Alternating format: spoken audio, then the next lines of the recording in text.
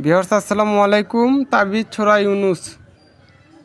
সূরা ইউনুস কোনো উচ্চপদস্থ কর্মচারী বা মহাজনের নিকট কোনো কাজের দরখাস্ত করিয়া থাকলে 13 বার এই সূরা পাঠ করিয়া তাহার নিকট যাইবে। আল্লাহর হুকুমে নিশ্চয় উদ্দেশ্য সফল হইবে। কাহারও চাকরি নষ্ট হইয়া গেলে প্রত্যহ নিয়মিত সূরা ইউনুস পাঠ করিলে পুনরায় চাকরি পাইবে।